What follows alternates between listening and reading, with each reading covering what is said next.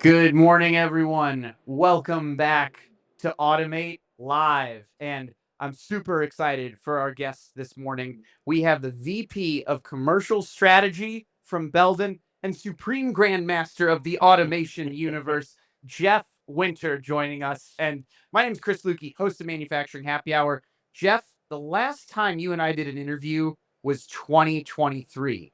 And I think this is particularly relevant to today's conversation because I would say that was really where AI adoption, AI interest was really starting to pick up. That was the focus of our conversation. But how is AI being used today in 2026, 3 years since the last time we've had a conversation? Well, obviously, it's taken off. I Yeah. mean, everyone is either attempting to use it or figure out how to use it.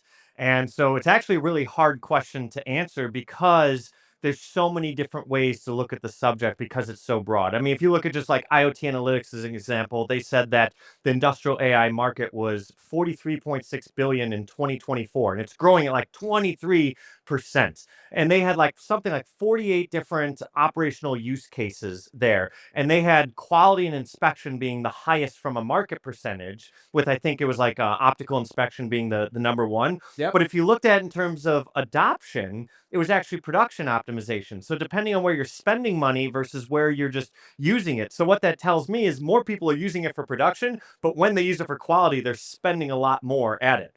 But then if you look at things like MLC, Manufacturing Leadership Council, just came out with something that said that 70% of manufacturers are now using some sort of generative AI like ChatGPT or Copilot in their operations. Like 70% is huge when you look at that. But what's interesting is if you look at McKinsey did something just for the lighthouses, Yeah. the World Economic Forum Global Lighthouse Network, the best of the best of the best out there. They said that over 90% of their newest cohort is using AI as a primary driver of that lighthouse, but only 2% of them actually have it embedded across operations. And they're the best of the best. Yeah. So it really depends on how you ask the question, what do you mean by AI adoption or how are people using it? Yeah, that's a very fair point. As you've highlighted, there are areas where it's very deep, right? 70% are leveraging Copilot in their operations, right? That is a massive one. But there you gave some scenarios where it's quite a bit less as well. So very fair clarification there. A follow up to this would be, what are people getting wrong right now with AI? And So I would say there's a couple things that people are getting wrong. The first one is they're focusing on the technology and not the business outcome. And that should hmm seem so obvious, but hmm it happens all the time. And I think hmm FOMO, fear of missing out, is actually driving this. Because I just met with a manufacturer last week who said, we allocated $20 million for AI. I was like, yeah, oh, great. What are you trying to do? Like, trying to use AI. yeah, Like, well, what's the business outcome that you're trying to get? Because if you have a vague business problem, you're going to have a vague AI pilot. right. The second one is not really having a clear definition of what AI actually means. I mean, hmm AI is deep. It's broad, it's abstract, Yeah. and it's fast moving, and it's kind of magical from the outside. It's like weirdly magical. So when you look at that, what does AI actually mean for your company? Because AI is artificial intelligence. You have to hmm focus on the intelligence. If you end up just focusing on the technology, machine learning, generative AI, agentic AI, you don't actually get an answer for, but what's the actual intelligence mean to your company? Now I have to say the third one is underestimating how much AI raises the bar on the data standard. Sure. So companies focused on data for a while now, and a lot of companies have dashboards to be able to see what's going on. But as a user, whether you're an operator, whether you're a manager, you can decide to filter out some of that data. It may be wrong or it may not be important. But when you add AI on top of it, now all the data is used. hmm And if there's even some bad data in there, let alone a lot of bad data, it's just going to go right through to bad decisions and right through to bad choices that are made off of those decisions. So those are probably the three biggest things I think that companies are getting wrong. Yeah, I'll recap a couple of those because that third one you mentioned and the specific way you mentioned it really resonated, right? Raising the bar on your data standard, because we're hearing that mentioned a lot in so many different words. I think your answer provides a very clear expectation on what data needs to look like, right? It's raising the bar. I also think one of the aspects where you said, hey, AI can be pretty broad, right? That harkens Mhm. back to your first answer where, just asking, how is AI being used today? Well, I mean, there are a lot of different ways you can answer that right now. So maybe a natural follow up to these first couple of questions is why is AI adoption slower than expected right now? And that's a good question. I would say there's two main reasons why it's not going as fast as we want in manufacturing. The first, I would say, is because people confuse access Hmm. to adoption. In the last couple years, anyone could get access to AI. I mean, you could just flip on Copilot and give it to all the employees, or you can easily get a subscription for ChatGPT for all the employees. They all have access, Hmm. but that doesn't mean that they're using it. Yeah. Adoption is inherently difficult with AI because Hmm. AI is different than all other tools. Other tools are solving a specific purpose, a specific way. You teach them what to do and they expect a certain outcome. But this is meant to replicate human intelligence, which means Hmm. you have to figure out how they use it to help augment or automate decisions. And if you don't teach people how to do that or ingrain it in the workflow, you'll have high access with low adoption. Yeah. And I would say the second one is really most manufacturing plants are not designed for intelligence. They were Okay. built to run, they were built to Yeah. produce, they were built to be reliable, they were built to be safe. They never were built for open data flows. They were Yeah. never built for contextualized information. They were never built for kind of like model first architectures or just kind of feedback loops for decision making. Hmm. And so when you look at that, it makes adoption inherently more difficult for AI. Yeah. Well, a natural question after that would be what does it take for a manufacturer to be AI ready? You've already highlighted that it raises the bar on the data standard. What else is there, especially when plants were built to run versus do what we need them to do today for artificial intelligence? Well, I can tell you it doesn't mean have the data. All Yeah. right. Oh, we got the data because Yep. everyone has the data. That's Yep. kind of like being in a kitchen and saying, "Hey, I'm ready to cook dinner because we have a fridge full of random ingredients." Great. Right. What are the chances that you have the ingredients that you want for the dinner that you're trying to make? Mm-hmm. We have way too much data to know what to do with, but Mm-hmm. do you have the right data for the right decisions that you're trying to make? So I break it up as like you should be able to answer 6 questions to be AI ready for this. And Mm-hmm. it's kind of in an order. First is, can we connect? Can we actually kind of securely and reliably get the data from one place to another? Second is, can we see? Can we actually know what is going on and just be able to have visible access to real time information? Mm-hmm. Third is, can we understand? Can we actually make sense of the data to understand what's going on? Because this is an example where if you don't understand it, you may have the wrong data. Yep. Next is, can we decide? Is the information useful enough to actually be able to make a decision? Then it goes to, can we act? Is there actual incorporation into the workflow so that you can Mm-hmm. take that decision and immediately tie it into the workflow? And the last question is, can you trust it? Yeah. And that's the one that will stall scaling. Because if you can't trust it, your operators don't trust it, none of Yeah. the others matter.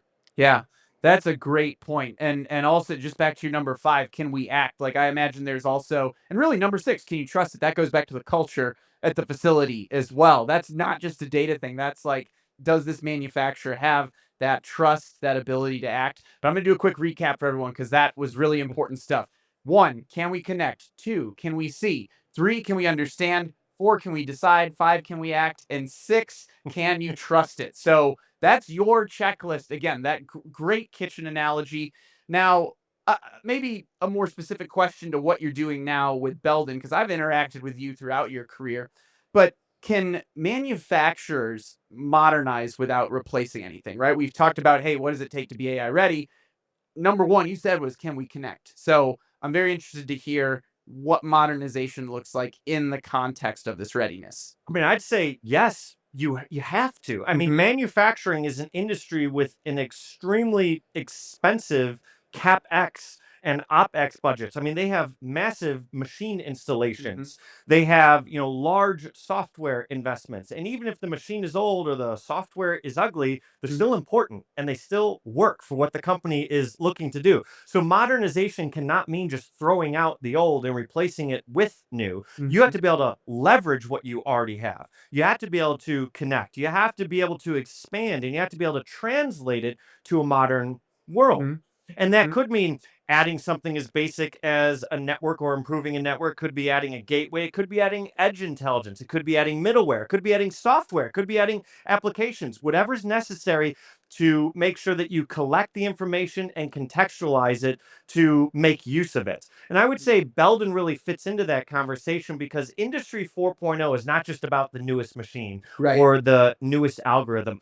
It's really kind of about whether your infrastructure can actually make the entire environment of the company more connected, whether it can make it more visible and more useful. So I view it as modernization is really about taking your existing install base, Mm-hmm. and it's about adding enough intelligence to allow it to participate in the future. Yeah. Awesome answer. And as we get to the end of our conversation, I hope you have a story for this I would say this last big question I have for you. What role does real-time operational data play in success, right? You painted the picture, you painted the ingredients, you painted what it takes. What are your thoughts on what role real-time operational data plays in So success? I like this question because a lot of people focus on the real time, but I want to be honest and say you can get extreme value out of AI without real time. This is where LLMs, large language models, can come in. You can use them to help do everything from help write instructions to help look, search through engineering documents. And you can get a value out of that. You can use machine learning to analyze historical data to be able to help potentially with future predictions and all sorts of stuff. That's useful. But if you can tie it to the operational side, it's like a game changer in what you're looking at. Because Mhm. let's say, for example, you had a quality issue emerge. You don't want to find out about it at the end of the shift. If Yeah. you have a machine drift, you don't want to, find out about that after an event occurs. If you have a kind of a bottleneck, you don't want to find out about it after you miss your delay.